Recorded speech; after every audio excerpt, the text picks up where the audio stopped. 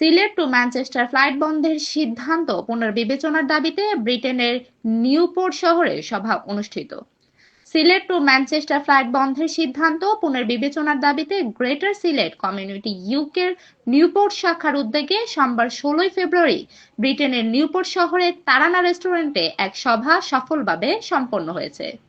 সংগঠনের নিউপোর্ট শাখার কনভেনর সাবেক ছাত্রনেতা ফয়সাল রহমান ও সভাপতিত্বে এবং সংগঠনের সদস্য সচিব এনামুল হোসেন সুয়েব ও কমিউনিটি সংগঠক শাফি কাদের এর যৌথ পরিচালনায় অনুষ্ঠিত সভায় প্রধান অতিথি হিসেবে উপস্থিত ছিলেন গ্রেটার সিলেট কমিউনিটি ইউকের কেন্দ্রীয় convenor community leader Mohammad মকিস Mansur.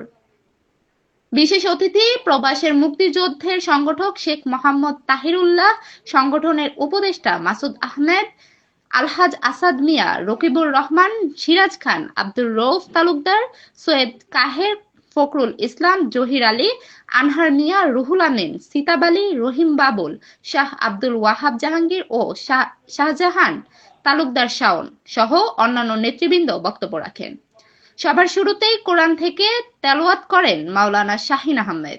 বিশ্বের বিভিন্ন দেশে বসবাসরত প্রবাসী বাংলাদেশি দীর্ঘদিন ধরে দাবি জানিয়ে আসলে ও ওসমানী আন্তর্জাতিক বিমানবন্দরকে পূর্ণাঙ্গ আন্তর্জাতিক মানে উন্নীত করার ক্ষেত্রে এখনো কাঙ্ক্ষিত অগ্রগতি হয়নি বলে উল্লেখ করে সভায় প্রধান অতিথির বক্তব্যে গ্রেটার সিলেট কমিউনিটি ইউকের কেন্দ্রীয় কনভেনর ও ইউকে বিডিটিভির চেয়ারম্যান মোহাম্মদ মকিস মনসুর এটি প্রবাসীদের জন্য অত্যন্ত হতাশাজনক বলে উল্লেখ করে তিনি সিলেট টু ম্যানচেস্টার ফ্লাইট বন্ধের সিদ্ধান্ত পুনর্বিবেচনা ও ওসমানী আন্তর্জাতিক বিমানবন্দরকে পূর্ণাঙ্গ আন্তর্জাতিকরণের জোর দাবি জানিয়েছেন।